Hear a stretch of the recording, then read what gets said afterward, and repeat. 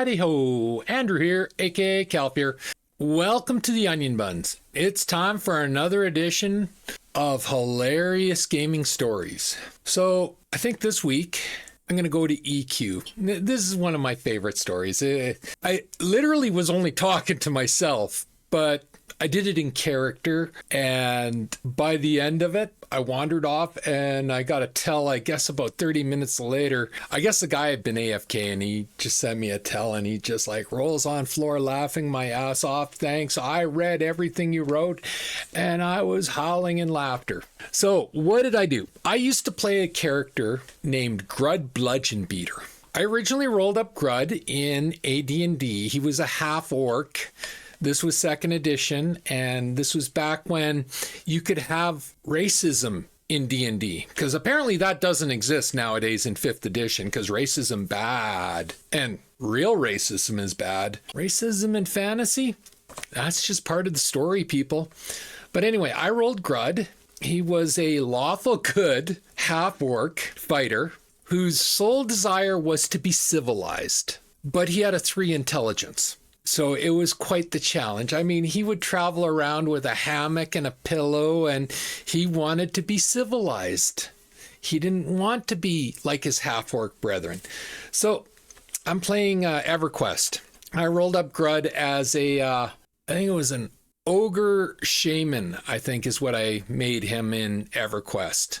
And so I was in the zone, and I was playing, and I had to go to the other zone. So you know, in EverQuest, you go from one zone to the other, and I get to the end of the zone, and it was Desert of Row. And I get to the end of Desert of Row, and there's a person standing there, and he's got one of these big flaming swords. And at that time, that was the epic weapon to try and get. And it was a nightmare to get. It took so long. Nowadays, they hand out the shit free, or you buy it off a cartel shop, which completely defeats the purpose, in my opinion. Back then, you had to quest and quest and quest to get these things. So he had this big flaming sword, and he was just standing there. Now, I didn't know he was AFK at first, but apparently he had parked himself at the zone and gone to do whatever in the real world. So I'm standing there, and in my Grud speak, I'm typing it, and I'm like,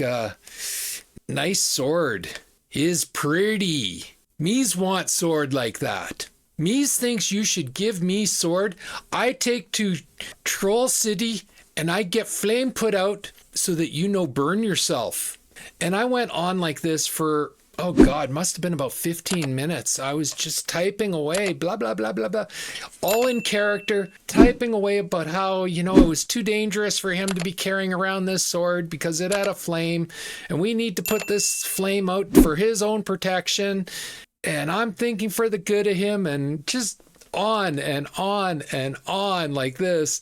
And then, you know, I figured out, okay, he's AFK, so I wandered away. And like I said, about 30 minutes later, I get this tell from him going, oh my God, that was so awesome. I am laughing my ass off. My wife is laughing her ass off. We think this is the best thing we've seen yet in this game. Thank you so much. Yeah. Being in character sometimes is, you don't see it in modern MMOs, I find. Players don't play in character anymore. The only ones that role play are those freaks that are doing the cyber sexing. You know, the players, though, they don't role play anymore. And I think that's kind of a shame. But I mean, that's also a result of voice chat. You know, back then you could type, you know, like I'd type Mies as in MEZ. So when you're reading it, you're reading the accent, I guess, or the broken speech. Whereas nowadays, you know, nobody wants to talk like that.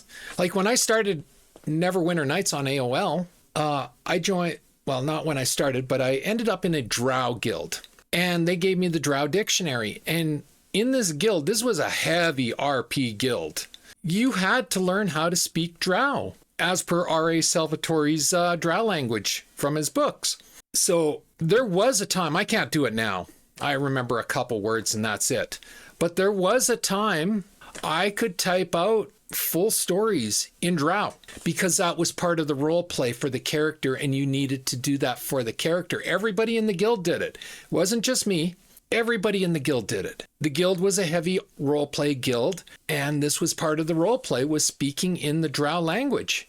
And like I say, you don't come across that anymore. It's not done. And that's a real shame. But anyway, that's my story of Grud Bludgeon Beater and the Flaming Sword. Like I said, I was talking to myself, but I was having a ball doing it. And then when he sent me the message thanking me, that was just icing on the cake, knowing that my effort had been appreciated. Such a minor thing, but you know, he puts a smile on your face and you go about your business. Anyway, that's my story for this week. If you like my video, leave a like, a subscribe, and a share. I'm trying to grow my channel, and a like, a subscribe, and a share will do me wonders. And I do appreciate everyone that does like, subscribe, and share. I really do. If you didn't like the video, leave a dislike. Always feel free to leave a comment. Don't worry, I don't swing my cane too strongly anymore if I dislike your comment. And as always, pew, pew, pew, and shit. Thanks for watching. Bye.